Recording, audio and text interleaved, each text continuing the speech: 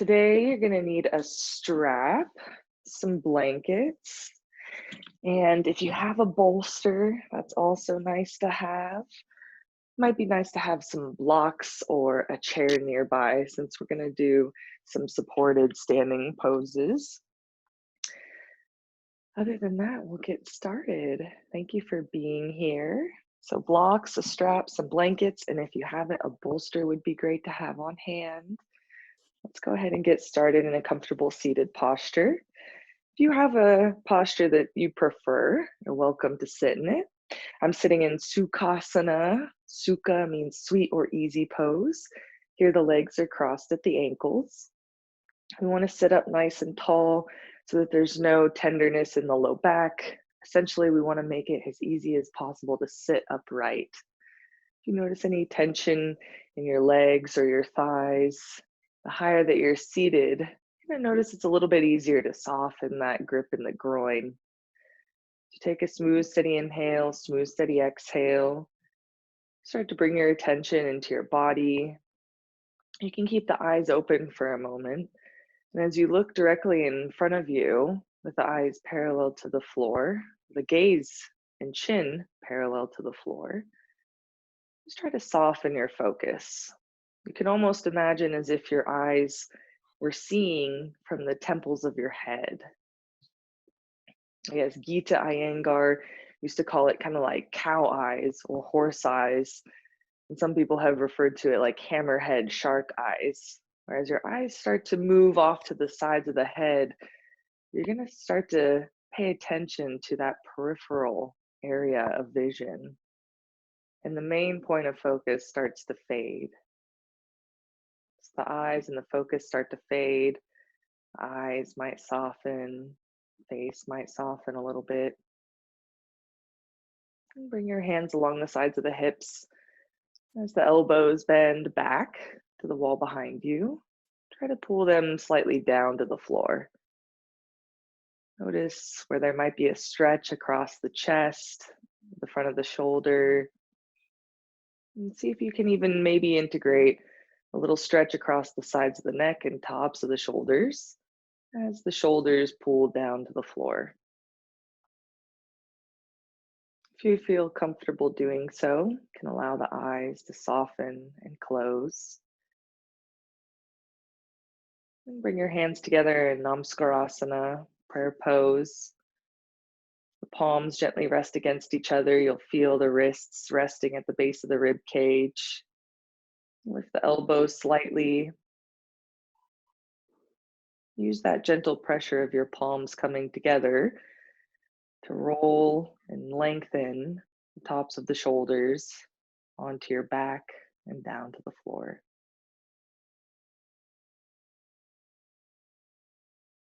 As you inhale, fill the upper outer corners of the chest. And as you exhale, try to keep that lift and openness. Bringing your attention into your body, really observing the subtleties of your breath to bring your mind into the present moment.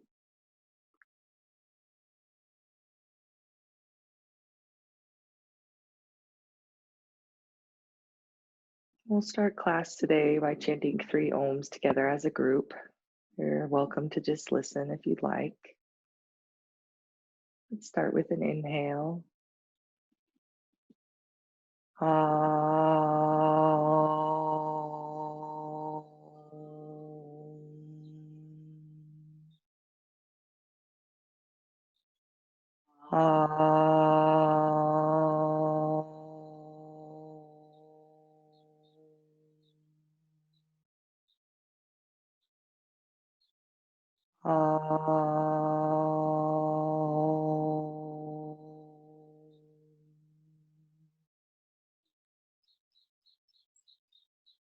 Letting go of any unnecessary tension that might have risen in the neck or the face. And as you keep the chest lifted, shoulders rolling back, at the end of your next exhale, bring your chin down to your chest, surrendering the head to the heart, intellect to intuition. And then you can lower your hands to the thighs, slowly lift your head and open the eyes. Go ahead and switch the cross of the legs if your legs are crossed, noticing which leg is closest to you and then switching that. We'll start class in Parvatasana, little mountain pose. I think we can do this together, lacing the fingers together and then pressing the palms away. Notice what the shoulders are already doing here before taking the arms up and overhead. Are the shoulders lifting up? You can almost feel how that cap of the shoulder rolls towards the chest. Or instead, can you externally rotate that upper arm and see if you can roll that cap, that top of the shoulder back and down the spine. Still spreading across the collarbones. And then try to maintain that frame as you take the arms up and overhead. If you feel any pinching or pain or discomfort in the joints, you don't have to take the arms all the way up. As you inhale and exhale, try to fill the sides of the rib cage, feeling that the entire rib cage can expand with your breath. As you soften the inner thighs, thighs weighing heavy towards the floor, use that weight as an anchor to lift the chest up from. And then bring the hands down. Notice which pinky is on the loose end and switch the grasp of the fingers. And then pressing the palms away, the arms nice and straight, tops of the shoulders rolling back. Reach the arms up and overhead. With every inhale and every exhale, you'll start to feel where your breath goes in your body. Notice if there's any length that could be encouraged or integrated in the spine or anywhere in the body for that matter. And then bring the hands down, sitting nice and tall. We'll do a little seated twist. So on your exhale, twist off to the left, noticing what the shoulders are doing. Rather than lifting that left leg up as you turn, see if you can actually press it down to the floor. Even though we're twisting, there's a little bit more of this unscrewing upward trajectory rather than hunkering down. And then coming back through center, twisting off to the right. Still sitting nice and tall. Really feeling inside the body what's going on, rather than this being much of a conceptual practice. See if you can tune in to the sensations of your being. And then coming back to center, sitting nice and tall. So now we're going to move into recline laying down pose. We're going to practice just a supported back bend. So if you've practiced this before, having a little bit more support under the back ribs might feel quite comfortable for you. If you generally have tension in your shoulders or your neck, it might be best just to have one rolled blanket underneath the upper back. If you have a bolster, you're also welcome to absolutely use that. So what I'm going to do is unfold my blanket once from what I'll call shelf fold. And I'm going to roll that long edge. And as I roll it, I get this nice thick rolled blanket that I can place in my upper back and support that back bend as I lay down. Just like I had mentioned, if you have practiced this before, maybe having that roll comprised of two blankets. You take your first roll, put it in the second blanket, and then roll that. Maybe a little bit of a thicker roll will feel nice on your back. Now, if you have a thick roll on your upper back, you're also going to want enough adequate support for the head. So you're going to want to have a similar support under your head that reaches the height of that rolled blanket that's going to be in the upper back. So that also might start to determine, based off how many props you have, that might determine what size of roll you decide to use today. So I have two rolls or two blankets in my roll. I am using a bolster and an extra blanket for underneath the head. They're about the same height there. That's what you'll need for this. Let's see. Looks like we have a couple more people who came in.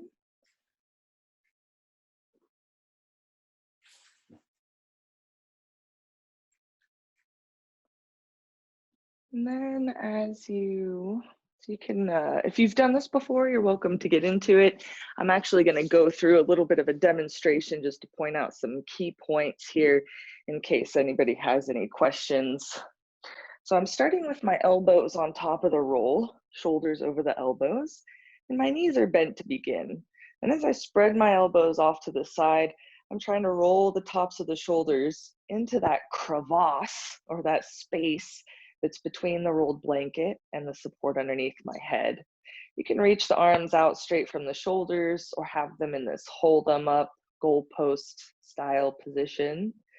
And before we get too in depth with everything, I'm actually going to guide you guys on holding the back of your head, finding where that top of the neck is. We're going to lengthen that space out. As we start to pull that base of the skull away from the shoulders, you're going to feel a nice traction in the back of the neck. And we want to try and maintain that length as we remove our hands. And if your low back and spine and neck are all feeling comfortable with all of this, we'll straighten the legs and rest here for a few breaths. And then to come up, you can bend the knees and roll off to your side, and we'll come to another pose. So if you're not in this yet, you can go ahead and join us, starting with the elbows underneath the shoulders as you lean on that rolled blanket. The knees are bent with the feet flat on the floor. And as you spread the elbows off to the side, you're going to feel that rolled blanket come quite high on your upper back. The tops of the shoulders start to curl and round over the rolled blanket and fall between the support in your back and the support under your neck. You can pull those blankets or that bolster that's under your neck in so that it touches the tops of the shoulders. As you take a few breaths here, try to let go of any gripping that might be held across the chest or in the sides of the neck. Just taking a few breaths to let go of any tension that might be held on to in the body. And you're going to bring your hands underneath the back of your head. And as you hold your skull with your palms, use your thumbs to find where the neck meets the base of your skull. This is called the occiput, and there's this slight indention in the back of the head under the skull. And you can start to feel where those tendons of the neck actually connect to the skull. And with your thumbs, you can give that space a little massage. Often there's a decent amount of tension in that connective muscle. So as you give just a little gentle massage, notice if there's any tenderness. And then as you draw your thumbs into those muscles near the occiput, gently pull. And as you gently pull that base of the skull away from the tops of the shoulders, try to soften the throat, soften the neck. You might start to feel your chin coming a little bit more close to the chest or to the throat. And as you soften and gently lengthen those muscles, see if you can maintain that softness through your breath. Notice if your inhale or exhale patterns create tension, or maybe they encourage a release. Just notice how that muscle in the back of the neck and at the base of the skull is responding to your breath.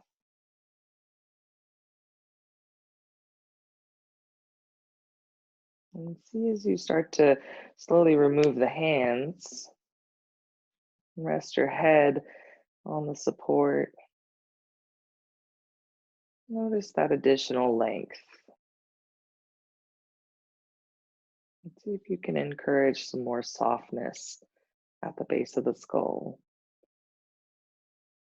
As you gently exhale, see if you can maintain that softness with a smooth, steady inhale.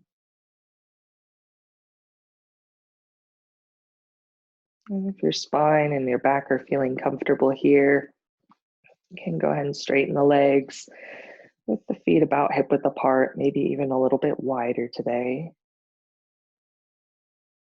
If your low back feels tender at all, you can either keep the feet slightly active by pressing the heels down into the floor, turning the inner thighs down to the floor. Or if the back still feels tender with that position, you can even bring the knees back to a bent position with the feet flat on the floor. And if you are feeling quite comfortable here, I would invite you to just let go of everything everywhere. If that feels comfortable for your body, to just rest on the props, to be with your breath. Notice how the muscles in your body might be responding to the support that's underneath your upper back and your head.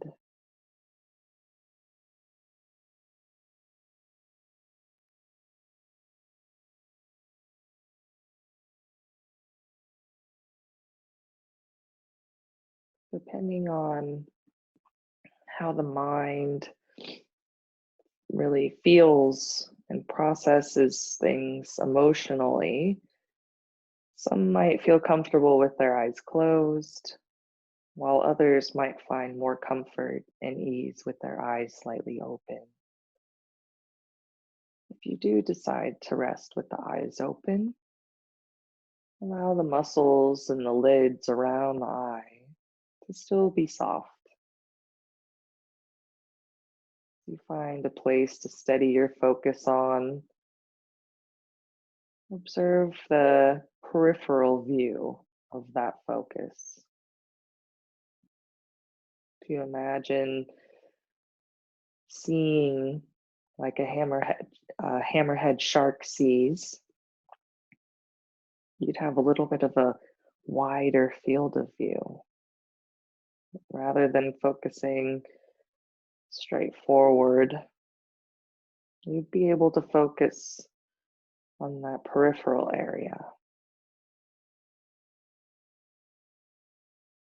The gaze might start to blur slightly since the sight does not need to be sharp here. Sometimes when we feel anxious, or maybe even sadness or a heavy heart, we might ultimately find a little bit more of a restful state with the eyes open. And if having the eyes closed is calling to you, then use your mind's eye to focus on the body, to focus on the breath.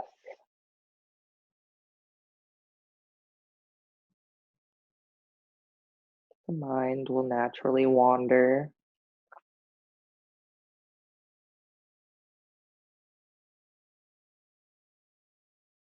Some find that the breath alone can act as a nice anchor to focus awareness and attention on,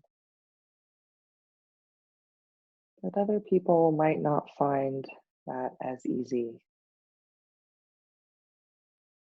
And this is where you can start to focus on sensations in your body, such as your arms or palms, the backs of the hands resting on the floor. You might even use the weight of your legs, the weight of your heels resting on the floor as an anchor for your mind, to keep your mind in your body and in your present moment as the mind might wander.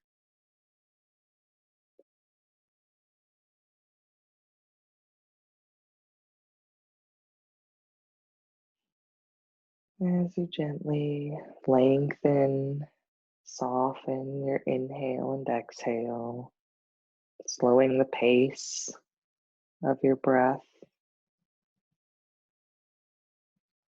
Notice if you can deepen your inhale and exhale with comfort, with ease.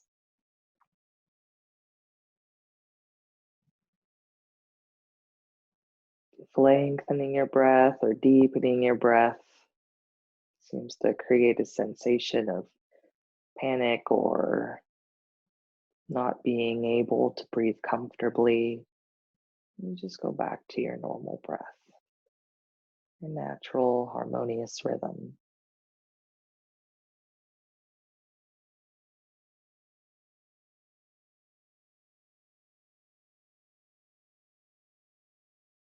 During these last few moments, see if you can breathe into the sides of the rib cage, really expanding the breath out laterally.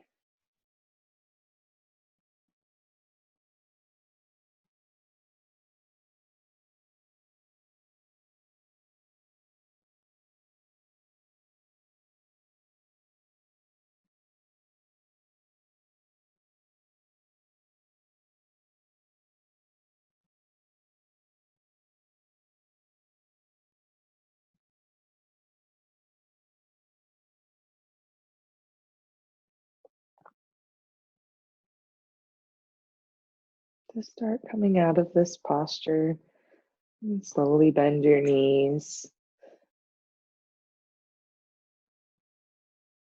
You can bring your right hand onto your abdomen or left hand onto your abdomen and roll to the side towards an area that's clear so you can press yourself up.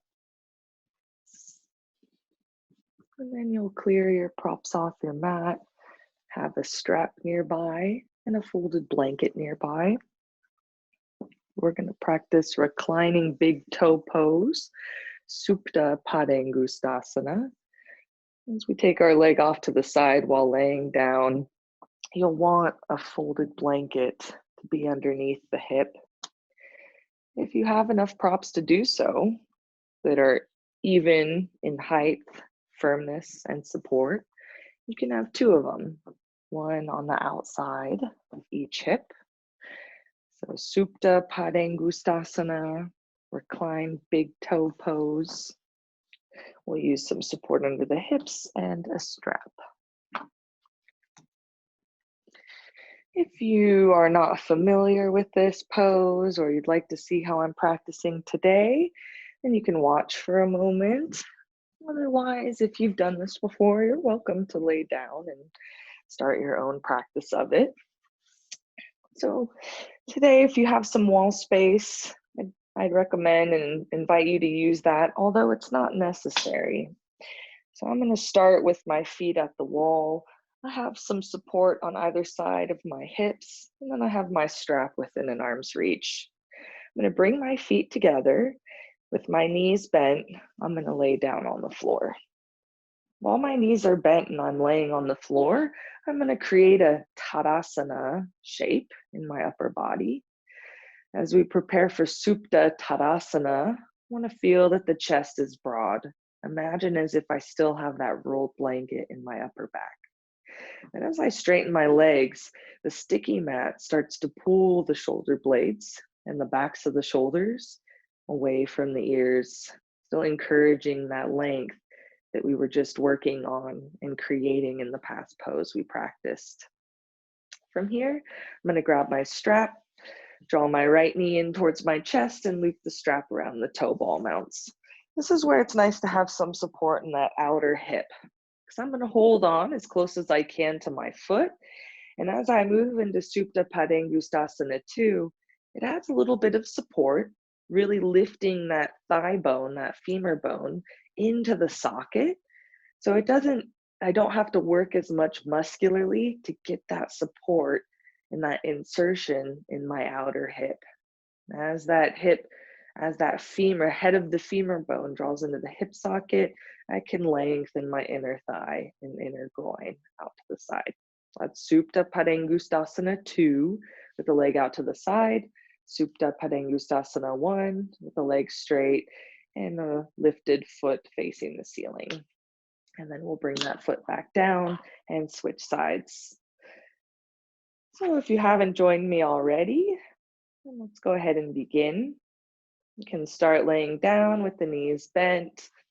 Start to tuck the shoulders underneath you so that you feel that cap of the shoulder rolling back and down.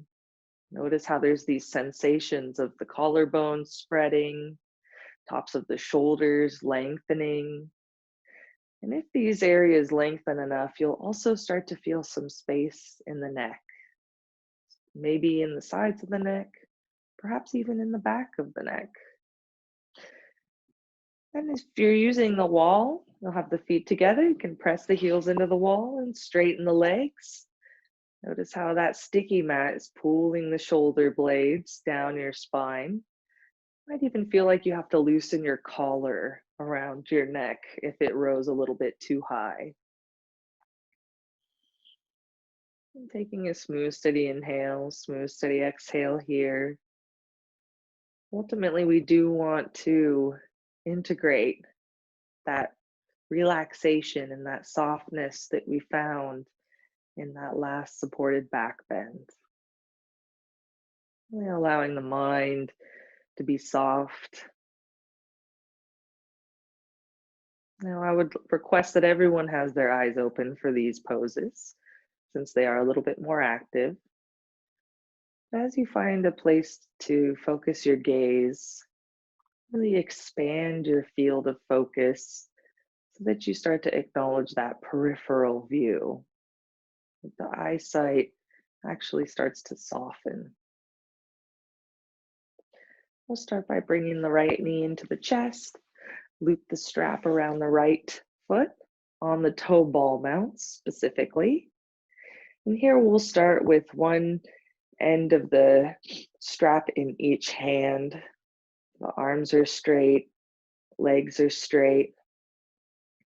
As you take a smooth, steady inhale and exhale, try to press that right thigh away from your body as you lift the chest up, still with the eyes and the face soft.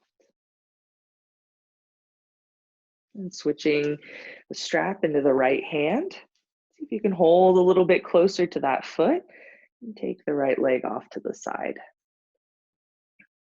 You can bring that leg back up and pull the support underneath your hip so that it's tight against that head of the femur bone. And as you take that leg off to the side, notice how that support might change your pose. Our goal isn't necessarily to get our extended foot down to the floor.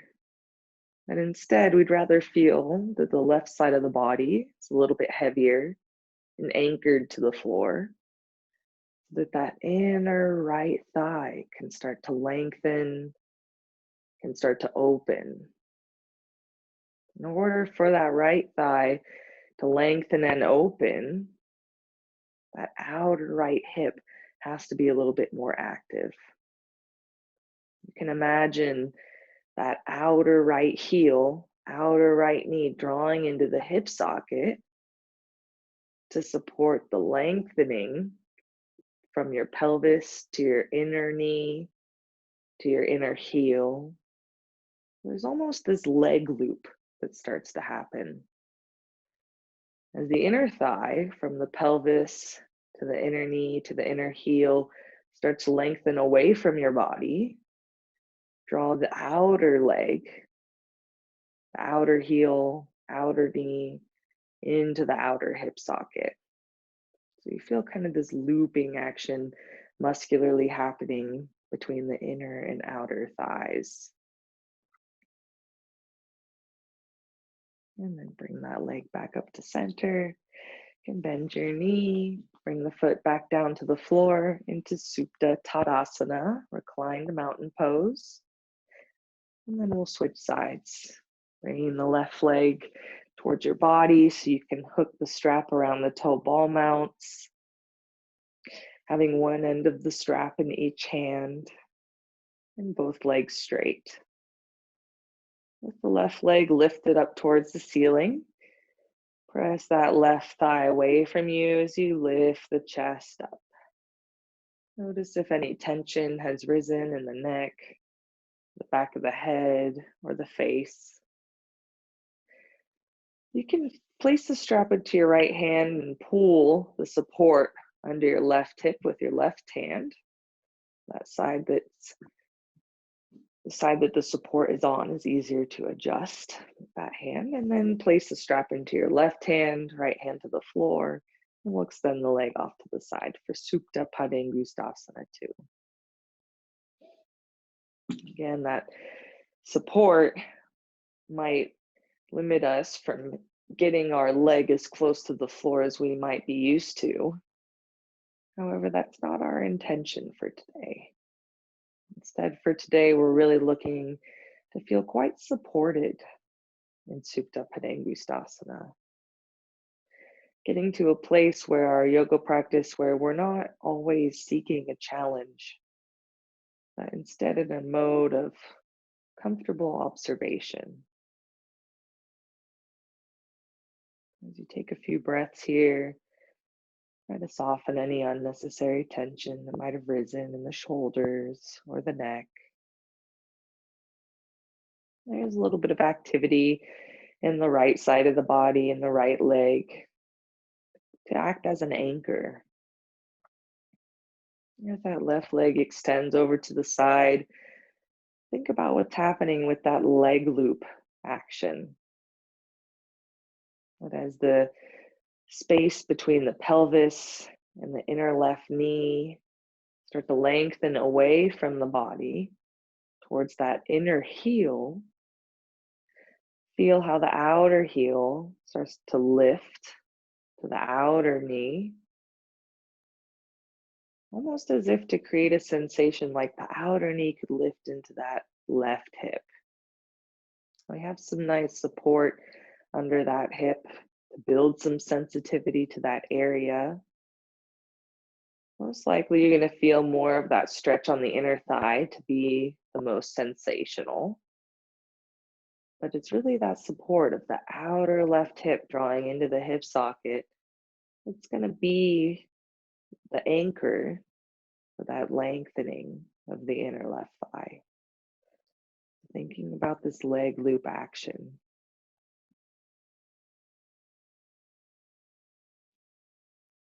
And during these last few breaths, try to breathe into the sides of the rib cage. Let go of any unnecessary tension that might be distracting or pulling away from the enjoyment of the pose. And then we'll come back to center. You can unloop the strap, straighten the legs in Supta Tadasana. We're going to do each side one more time, but we're not going to hold it as long. Bringing the right knee into the chest, strapping the right foot. With the leg nice and straight, you can pull that support into your right hip and then extend the right leg off to the side. Supta Padangusthasana 2. Just reflecting on what your body might need or what you might benefit from integrating into this pose today.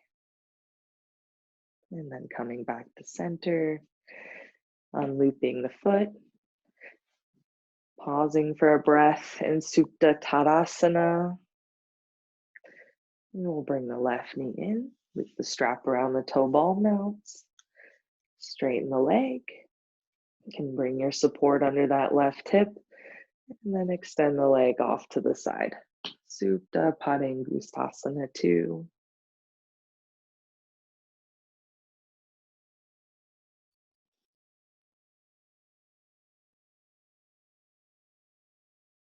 Taking a smooth, steady inhale, smooth, steady exhale.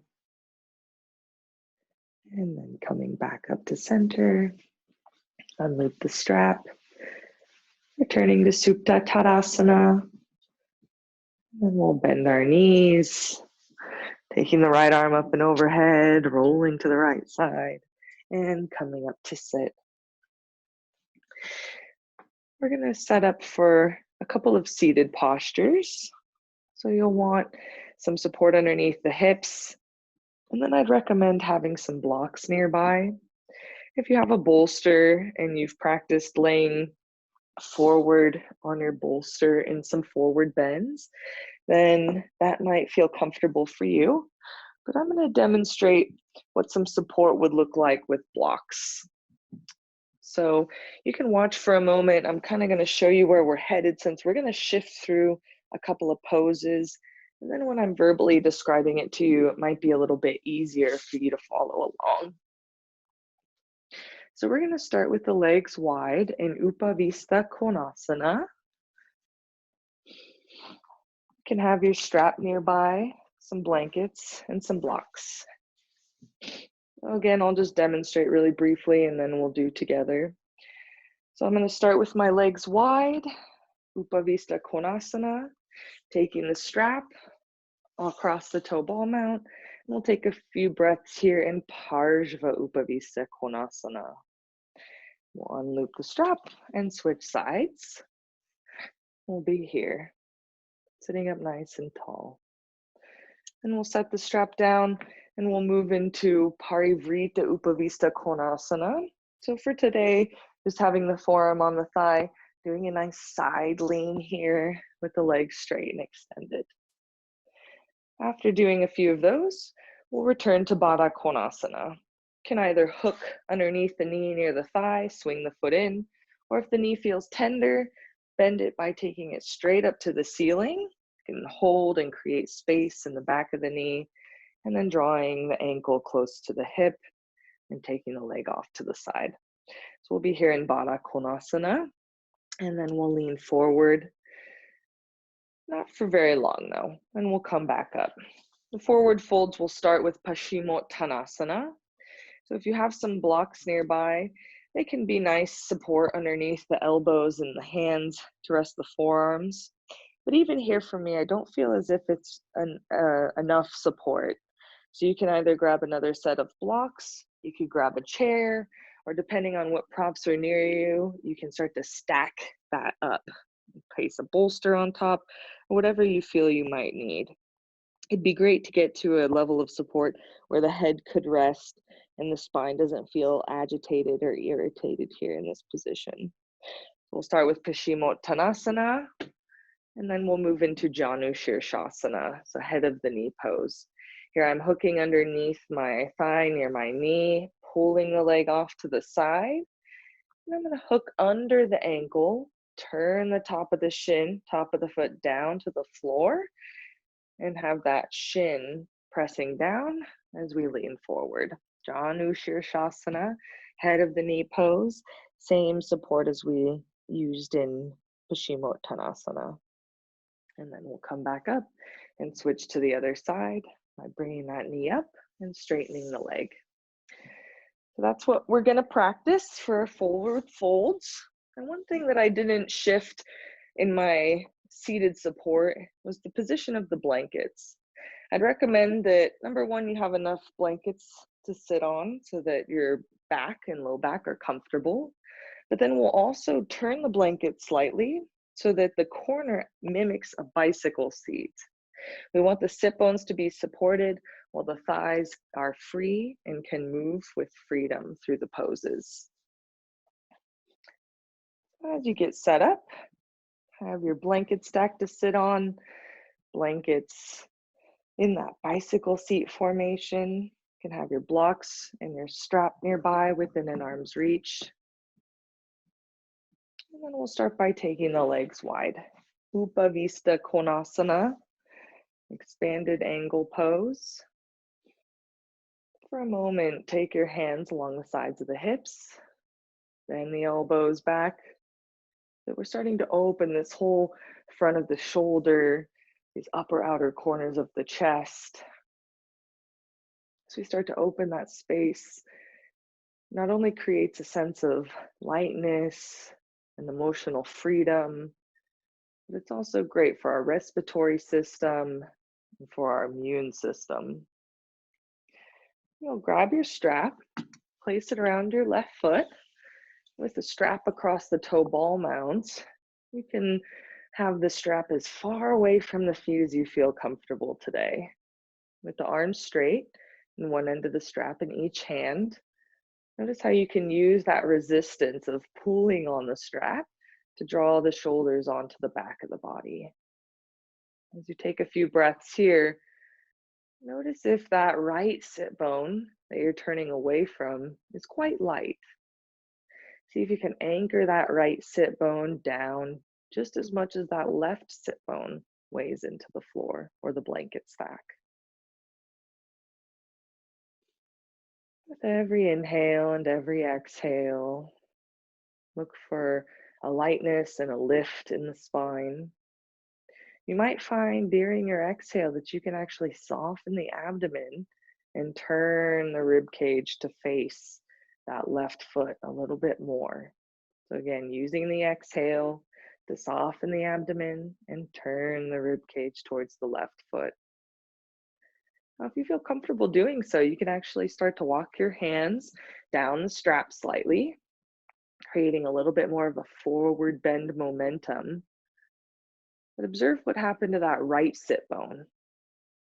As you press out through that right foot and think about that leg loop in the leg that you're twisting away from, kind of have to activate that mind's eye to observe what's happening. And during these last few breaths, you'll move to your maximum, whatever that might look like for you today, whether it's just walking the hands down the strap or maybe it's grabbing the foot and then let the head hang. So there is a little bit more mindfulness in the chest and the shoulders to keep that openness in the fronts of the, in the tops of the chest. As you let the head hang, restore the length that we created in the beginning of class in that back of the neck.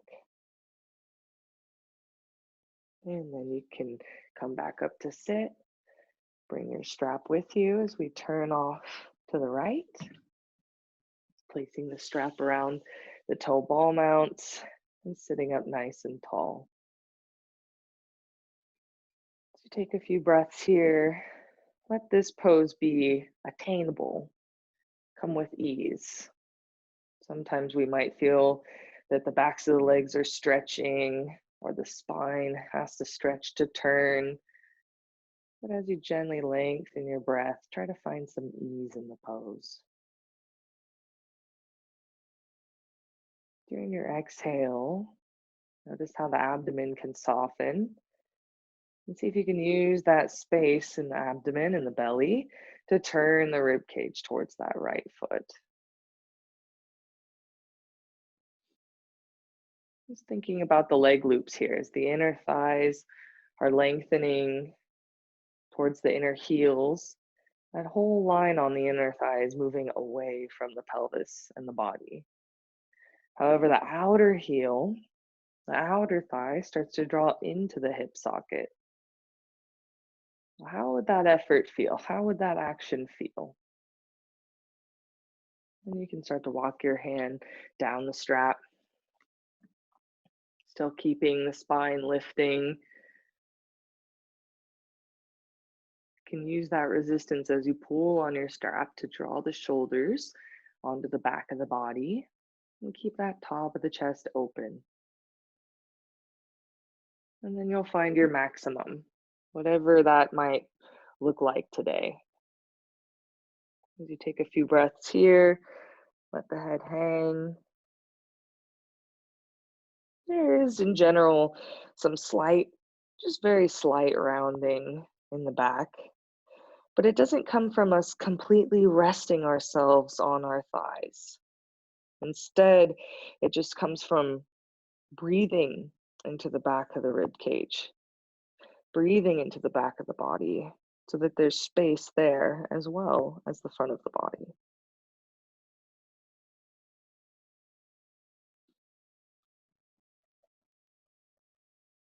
And then coming back up to sit. Still with the legs wide, we're just moving into Parivrita Upavista Konasana. You can take your left forearm to your left thigh. And as you press that forearm down, start to roll that left shoulder onto your back. We still want to feel as though our weight is quite light on that left thigh. And with your right hand on your hip, you can start to turn your rib cage up towards the ceiling. If your neck feels comfortable, you can take the gaze up there, or just keep the chin in line with your chest if that's most comfortable for you. And during these next few breaths, reach the right arm up and overhead. Palm faces the floor. Here's where you're going to feel that stretch in the right side waist. As you press into the right heel, anchor that right hip and sit bone down into the blanket stack. We're using that right arm to bend off to the side, but there's still this upward rising extension as opposed to just weighing heavy on that left thigh we're bending towards. Breathing into the sides of the rib cage, trying to keep and maintain that length in the back of the neck. And then you'll come back up to sit and we'll lean over onto the right thigh. You press the right forearm down, draw that shoulder back, left hand on the hip. And as that elbow on the left side pulls back, you're gonna feel how open that left shoulder becomes, how you can start to turn the rib cage up towards the ceiling. You can decide where your neck is most comfortable, whether it's in line with the chest or maybe even gazing up towards the ceiling. And then on an inhale, reach the left arm up and overhead. You can even reach it straight up to the ceiling if that feels better for your neck and your shoulder. And if you're comfortable moving deeper into the pose, leaning over that right thigh with that reach of the left arm. And notice how we still want to anchor that left hip down. We still want to feel as though that left thigh is pressing into the floor as we reach the right or the left arm away, creating that space in the side waist. As you gently lengthen your inhale and exhale, breathe into the sides of the rib cage. Notice if you're leaning heavy on that right shoulder, and see if you can actually become quite light on it. And then coming back up to sit. I'll do each side one more time. Not holding as long, leaning over to the left, reaching the right arm up and overhead as far as you feel comfortable. Some of you might even feel comfortable bringing that left forearm to the floor, left elbow to the floor. Then as you pull the elbow in towards that inner thigh on the left side, you can use that to turn the rib cage up towards the ceiling. Anchoring the right hip away from you as you stretch the right arm to that whole side of the spine, lengthen, and then coming up to sit and leaning off to the right. You're welcome to keep that forearm on the thigh on the right side, or some of you might feel ready to bring that forearm to the floor, to pull that elbow into the thigh as you turn your rib cage up towards the ceiling. Using that left sit bone as an anchor as you reach the left arms up and away. Breathing into the sides of the rib cage. And then coming back up to sit, sitting nice and tall. And we'll come through Baddha Konasana, bound angle pose. You can hook underneath the knee near the thigh, swing the feet in, or again, if the knees are tender, use your hands to support those tendons and ligaments on the back of the joint while lifting the knees straight up to the ceiling. Then hooking onto the ankle and taking the leg off to the side with that knee bent. Baddha Konasana. And then we'll move forward into a little forward bend here. The knees are quite tender. You don't have to push it. Try to keep the big toe ball mounds touching. This will strengthen the inner knee. Make sure that there's no unnecessary pressure going into the knee joint. Ultimately, we want to feel most of this stretch happening in the hip, in the inner groin, where the thigh meets the pelvis. And you can go to your maximum, whatever that might look like today. Let the head hang. And then bringing yourself back to sitting upright, sitting nice and tall. You can bring the thighs together and straighten the legs. Moving into Paschimottanasana. You can lean forward slightly, just taking a few breaths with your hands on the floor or you holding onto your feet. And just observe where your maximum is today. This might help you determine how much support will be helpful underneath the arms. You're welcome to either grab a chair. Sometimes we'll even take our bolster and we'll lay it on the tops of our thighs and we'll just lean forward on it. Or you can use your blocks that are nearby to rest your elbows and support the forearms in a position kind of like this, letting the head hang forward. We're just going to take a few breaths here with the head hanging, bending forward in Paschimottanasana. This is the intense stretch of the West. And in Ayurveda medicine, the west side of the body is really the back of the body. Often we hold maybe some tension in the back of our body in different places. Notice where those areas might be for you. Where do you feel a certain stiffness or hardness?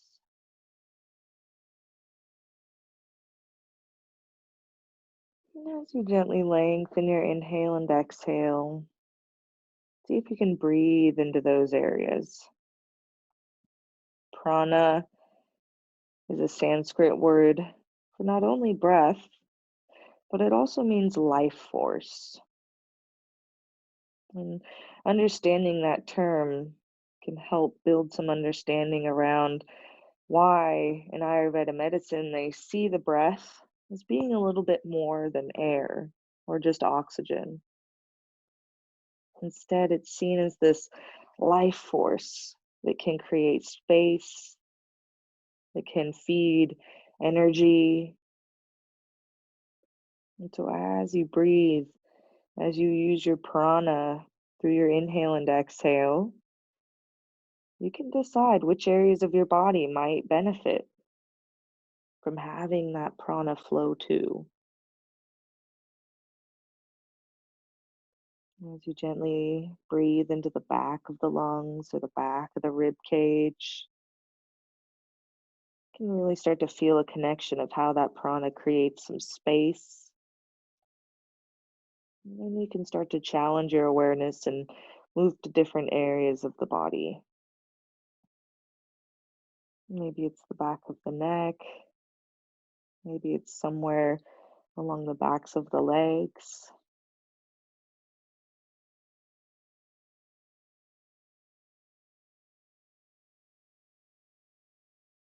And as we move into these forward folds, you can decide what's best for your mind.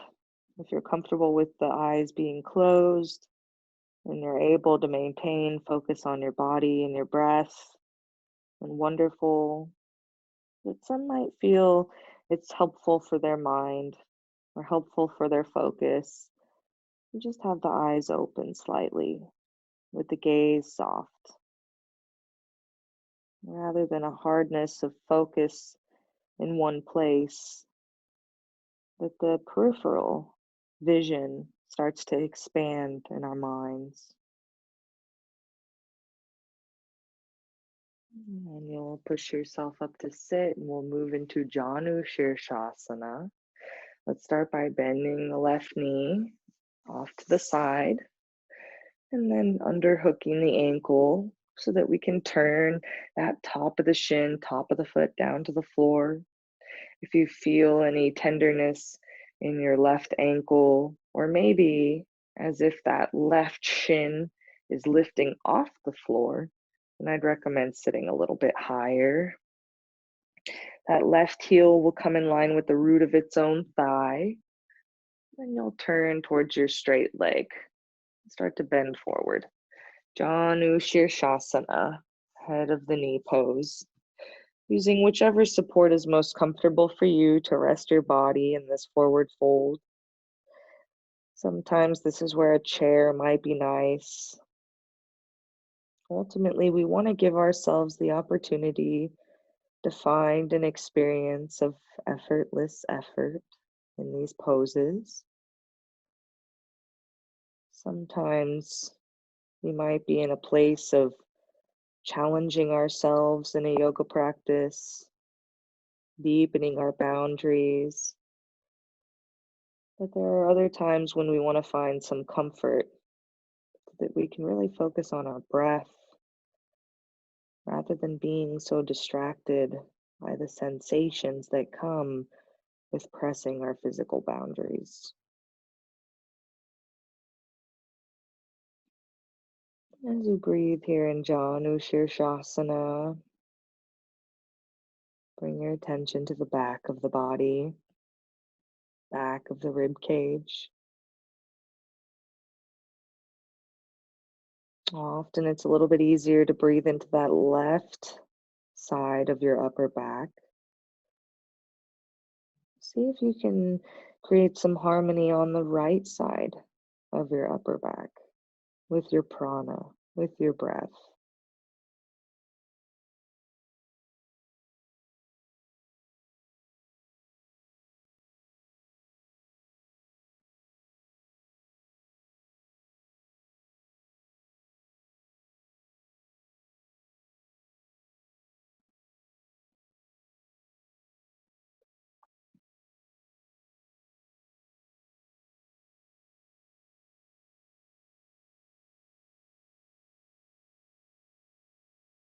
Filling the sides of the rib cage evenly, spreading the backs of the rib cage harmoniously.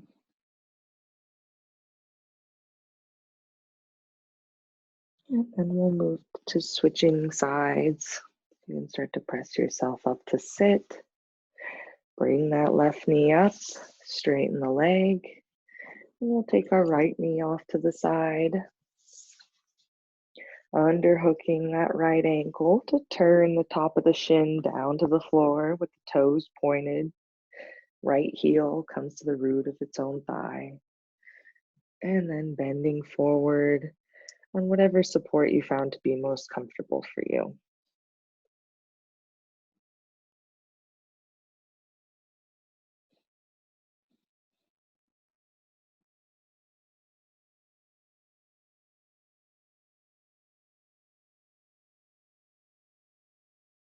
As you tune into your body and your breath, you might notice that the mind can wander at times. Finding those sensations in your body to use as an anchor to bring your attention back to as it wanders is quite helpful.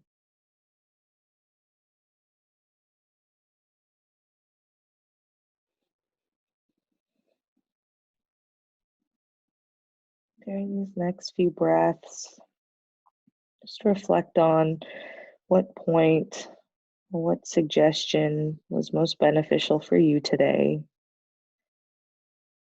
Even though I might give a variety of input and direction, usually there's a select few that stand out to us as individuals.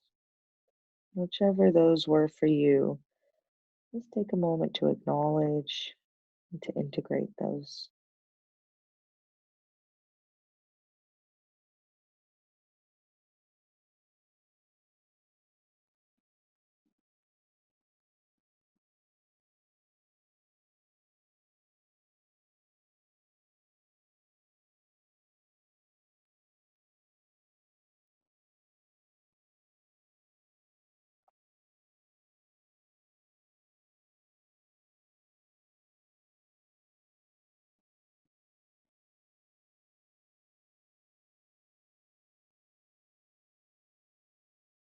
And then we'll slowly press ourselves up to sit, straightening both legs forward in front of us, sitting tall in Dandasana, staff pose. And then we'll prepare to lay down for Shavasana. So you can have as little or as many props as you would like to lay down comfortably in corpse pose. Sometimes it feels comfortable just to lay flat, just to allow yourself to melt into the floor. Other times, it might feel nice to have some support under your head and your neck to maintain that length in the back of the neck that we've been working on today. And sometimes, if the hips are achy or sore, or the low back feels tender, it's nice to have a rolled blanket or some support underneath the knees. So you can decide what you would prefer to have today as we lay down in Shavasana, corpse pose. As you take your time laying down, integrating the support that you feel you need, once you lie down, let go of everything, everywhere. Notice how the floor and the props are holding you up.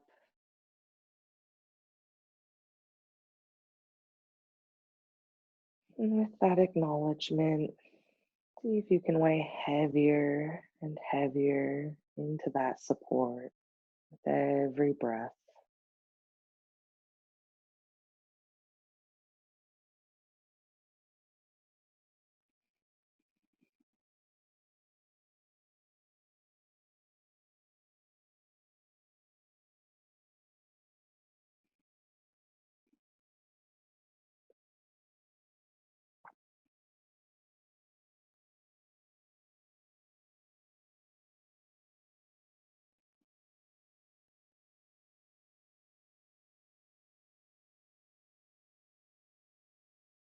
Here in Shavasana, we're just observing our body let go of everything, everywhere.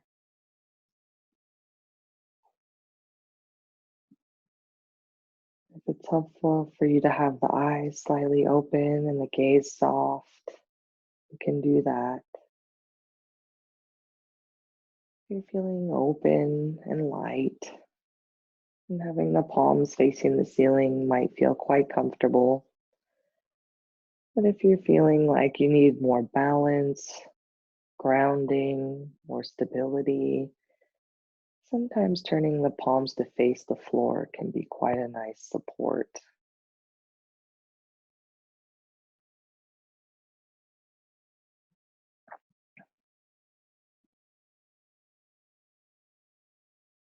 As we find that anchor to draw our attention to, whether it be the breath or the weight of our body on the floor,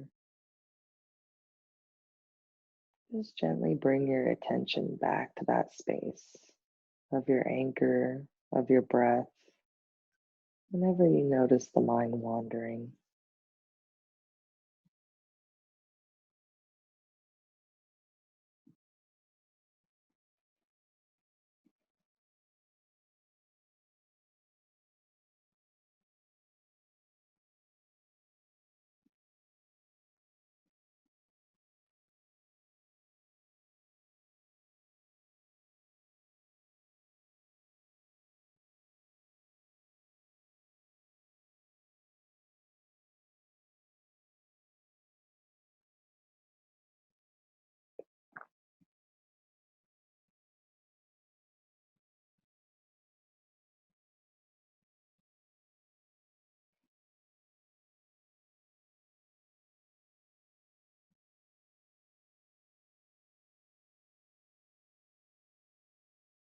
As you gently lengthen your inhale and exhale, let go of any subconscious tension that might have risen.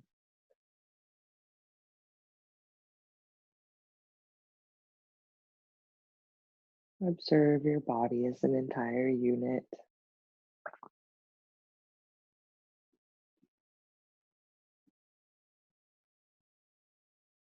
Might even be able to feel the space around your body.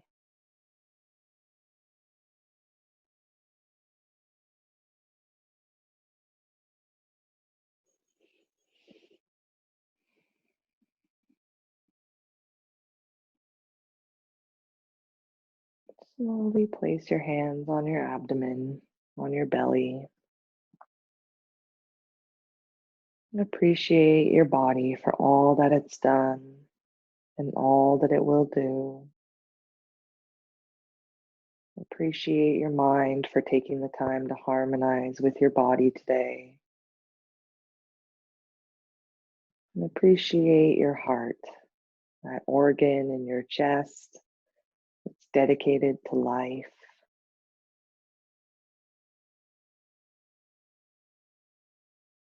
As we start moving to come up, I'd encourage you to move slowly and take your time. We'll start by bending the knees, taking the right arm up and overhead or hand under the head. As you roll off to your side, just take a few breaths here. Whenever you're ready, you can start to push yourself up to a comfortable seated posture. Feel free to use the props around you to sit comfortably.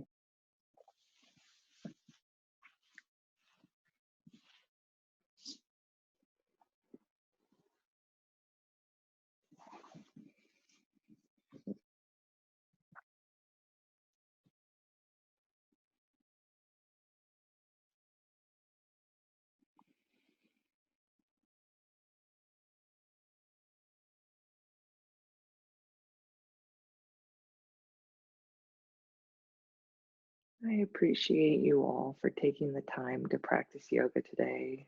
And thank you so much for taking the time to practice with me. Namaste. Well, thank you for being here. If you have any questions, please feel free to reach out to me.